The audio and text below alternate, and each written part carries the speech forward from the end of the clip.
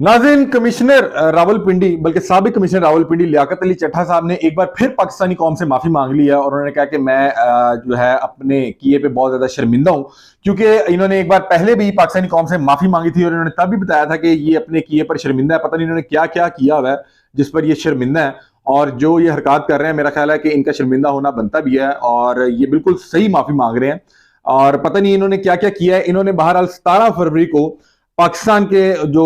इंतखाबात थे उन पर इल्जाम धांधली के इल्जाम लगाए थे। उन्होंने कहा था कि रावलपिंडी की डिवीजन में 13 MNA की जो सीट्स पर इलेक्शन हुए उसमें उन्होंने बताया कि जो लोग 70-70 हज़ार की लीड से जीत रहे थे, हमने ठप्पे लगा के, मोहरे लगा के उनकी जीत को शिकस्त में बदला और हमने 13 लोगों को यहाँ पे जो है इलेक्शन जितवाया।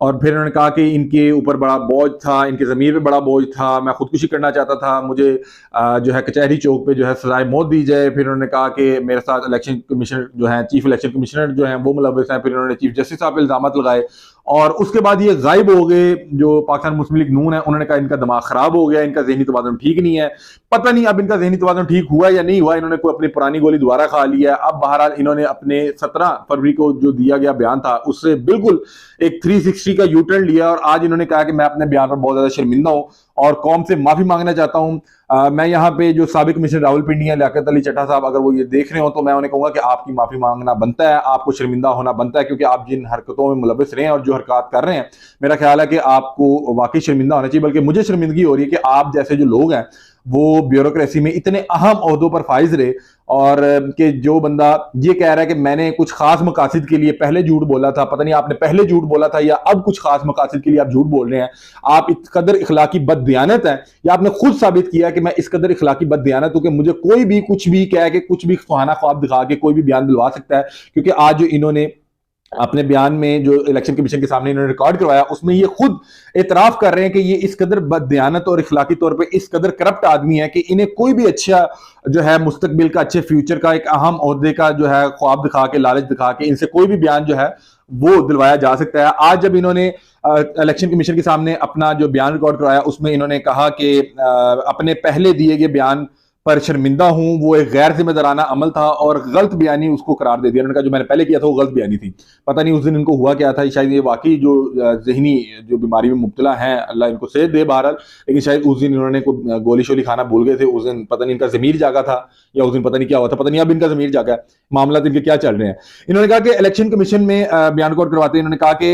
एक सियासी जमात के अहदेदार के कहने पर बयान दिया, शर्म आनी चाहिए। आप कमिश्नर रावलपिंडी के अहदे पर फाइज थे, बल्कि इससे पहले आप कमिश्नर फैसलाबाद भी फाइज से, आप किसी सियासी जमात के कहने में आके अगर आप इतना बड़ा बयान दे सकते हैं तो मुझे शर्म आ रही है कि आप जैसे लोगों को हमने इतने अहम ओहदे दिए हुए हैं और आप लोग हमारी जो है किस्मत का फैसला करते हैं। आगे उन्होंने कहा कि मेरा बयान सरीहन गैर जिम्मेदाराना अमल और गलत बयानी थी, मुझे अपने बयान पर बहुत ज्यादा शर्मिंदगी है, आपकी बनती है, आपको शर्मिंदा होना चाहिए। फिर उन्होंने कहा कि कौम से माफी चाहता हूं, आपने एक बार पहले भी कौम से माफी मांगी थी, आपने एक बार फिर मांगी। मेरा ख्याल है कि आपको रोज कौम से माफी मांगनी चाहिए, क्योंकि जिस तरह से आप जो हरकत कर रहे हैं और पता नहीं आपने क्या क्या कौम के साथ किया होगा, आपको रोज पाकिस्तान कौम से माफी मांगनी चाहिए। फिर उन्होंने कहा कि 9 मार्च को रिटायर हो रहा था, मुस्तकबिल और सरकारी मुराद छूट जाने से परेशान था। ये हिसाब लगाएं कि इस साहब की जो बददियानती है और इस साहब के करप्ट होने का जो है उसका हिसाब लगाएं कि ये साहब को ये डर खौफ था तमाम उम्र सर्विस करने के बाद कि अब मैं रिटायर हो रहा हूं, मेरे से जो है सरकारी जो है मुरादें वो ले ली जाएंगी, मेरे पास ओहदा नहीं होगा, मुस्तकबिल में मेरा क्या होगा।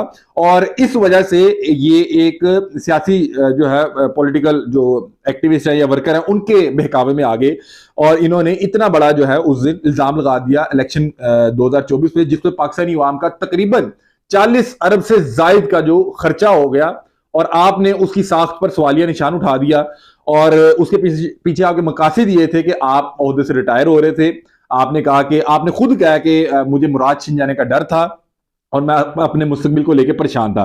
फिर उन्होंने ये कहा कि एक सियासी जमात के ओहदेदार के कहने पर ऐसा अमल किया, ये ओहदेदार 9 मई के वाकयात में मुलविस होने पर मफरूर हो गया था। सियासी जमात के ओहदेदार से मेरा राब्ता रहता था, मैं सियासी जमात के ओहदेदार की खुफिया मदद भी करता था। अब ये देखें कि ये साहब कह रहे हैं कि वो साहब 9 मई के वाकये में मुलविस है और मफरूर है और ये साहब उनकी मदद फरमा रहे थे, उनकी खुफिया मदद किया करते थे और उनके कहने पे इन्होंने इतना बड़ा बयान दिया। ये जो आज आप अपना बयान रिकॉर्ड करवा रहे हैं, इसमें आप बता रहे हैं कि आप कितने करप्ट आदमी और आपने पता नहीं कौन कौन सी जो है दास्तान रकम की होगी अपने इस पूरे टन्योर में, जिसमें आपने मुख्तलिफ जगहों पे बड़े अहम ओहदों पे जो है सर्विसेज दी, अपनी ड्यूटीज जो है वो निभाई। पता नहीं अब किस तरह से निभाई होंगी। मजीद उन्होंने कहा कि मैंने 11 फरवरी को खुफिया तौर पर लाहौर जाके उस रहनुमा से मुलाकात की। उस रहनुमा ने मुझे इलेक्शन धांधली ज्यादा साबित करने के मंसूबे पर काम करने का कहा। इन साहब को कोई भी कुछ भी काम करवा सकता है, और ये कितने प्यार से बता रहे कि उन्होंने मुझे आके कहा, वो 9 मई के वाकयात में मुलविस भी थे, उन्होंने मुझे आके कहा कि आप ऐसा करें कि ये कर लें, और मेरी उनसे कोई कुर्बतें थी और उन्होंने मुझे कहा और मैं मान भी गया। अच्छा, उसके बाद उन्होंने कहा कि मुझे इसके सिले में मुस्तकबिल में आला ओहदे का वादा किया गया था। ये देखें, ये अब खुद बता रहे हैं कि ये अखलाकी तौर पे इतने करप्ट हैं। आज जब ये अपनी पूरी सर्विस जो है वो कर चुके, आप कमिश्नर के ओहदे से रिटायर हो रहे हैं। भाई, आप किसी छोटे ओहदे से रिटायर नहीं हो रहे, अभी भी आपको आगे किसी बड़े ओहदे की लालच थी। जब आपने ये काम, मतलब आप इस फील्ड में ब्यूरोक्रेसी में आए होंगे, जब आप एक छोटे ओहदे से बड़े ओहदे के लिए स्ट्रगल कर रहे होंगे, तब इन्होंने पता नहीं क्या क्या पापड़ बेले होंगे, तब इन्होंने क्या क्या करप्शन की दास्तान रकम की होगी कि आज जब आप कमिश्नर रावलपिंडी के ओहदे से मुस्तफी हो रहे हैं, आपको अभी भी एक आगे ओहदे का लालच है, और आपने उसके लिए इलेक्शन 2024 की साख को इतना नुकसान पहुंचाया कि बहुत से लोग जो इलेक्शन 2024 के नताइज को लेके पहले से तहफुजात का शिकार थे, उनको आपने उनके जो खदशात थे उनको यकीन में बदल दिया। कि उन्होंने कहा कि ये देखें, कमिश्नर इतना बड़ा बयान दे रहा है, पता नहीं उस दिन आप कौन सी गोली खाना भूल गए, या उस दिन आप किस स्टेट ऑफ माइंड में थे। मजीद उन्होंने कहा कि इसके सिले में मुस्तकबिल में आला ओहदे का ये आपको बता दिया। फिर उन्होंने कहा कि मैंने मशवरा दिया कि मैं इस्तीफा दे दूं, और जिसमें धांधली के इल्जाम लगाने की बात शामिल हो। इस्तीफे का ज्यादा असर ना होने के पेश नजर जज्बाती और ड्रामे से भरपूर प्रेस कॉन्फ्रेंस की गई। माशाल्लाह माशाल्लाह, ये वो साहब हैं और जो कि पाकिस्तान में कमिश्नर रावलपिंडी के ओहदे पर फाइज से बता रहे हैं कि हमने इसमें एक इमोशनल टच दिया, जैसे वो इस्लामी टच की बात है, उन्होंने कहा कि इमोशनल टच दिया, जरा ड्रामेटिक होना चाहिए, जरा बात में कोई लोग के क्या बात कर दी, और वो वाकई हुआ, लोगों ने वाकई कहा, लोगों को वाकई लगा कि शायद आपका जो है वो जमीर जाग गया है, और आपने वाकई जो है अपने जमीर की आवाज पे ये कलमा हक बुलंद किया। बहरहाल, अब पता नहीं आपका जमीर जा गया, या अब पता नहीं आपको जिस तरह से आपको तब जो है एक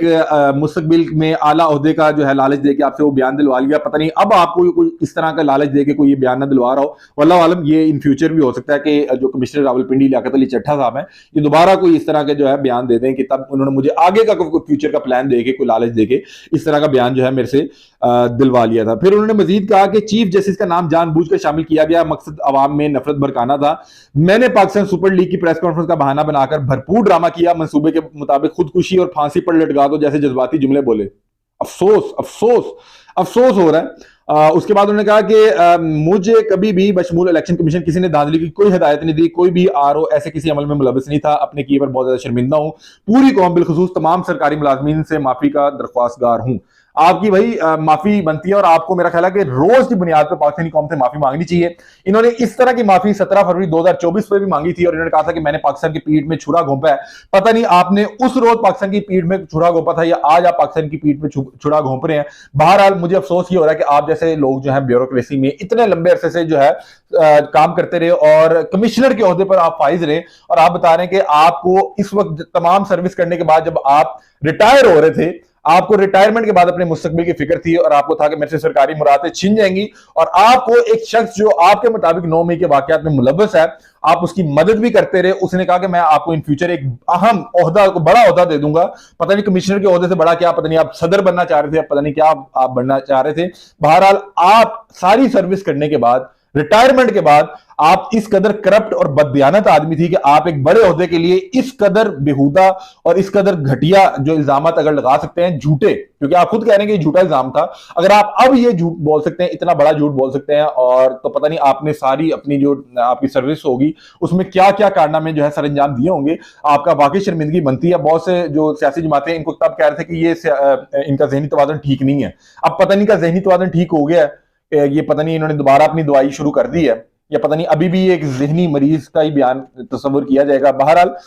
ये वो साहब है जिन्होंने 17 फरवरी को इकट्ठा खोला था, और उन्होंने कहा था कि हमने ठप्पे लगा के 17 MNAs को जो है जितवाया, और उन्होंने कहा कि हमने ऐसे नहीं जितवाया कि 100 200 या 1000 की लीड से। उन्होंने कहा कि 70 हजार की लीड से जो लोग जीत रहे थे, हमने उनकी जीत को शिकस्त में बदला। और इस कदर संगीन इल्जाम के लगाने के बाद आप आज इस तरह का बयान दे रहे हैं। खुदा की कसम, मैं सोच रहा हूं आप एक वक्त के लिए इलेक्शन कमीशन जो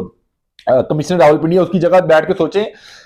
कि आप जो उस दिन इल्जाम लगा रहे थे, और आज आप बता रहे हैं कि मैंने झूठ बोला, और इसलिए बोला कि मुझे कोई लालच या ख्वाब दिया गया था। आपसे बड़ा करप्ट आदमी कौन हो सकता है? बहरहाल, और अफसोस है कि आप जैसे कई लोग अभी भी पाकिस्तान के अहम ओहदों पर, अहम जो पोजीशंस हैं उसमें बैठे हुए हैं। आप तो चलें, आप पता नहीं किसी मकसद के लिए इस्तेमाल हुए, या पता नहीं आपकी जमीर की आवाज थी जो बाद में फिर आपको समझाया गया, बुझाया गया, पता नहीं क्या किया गया। बहरहाल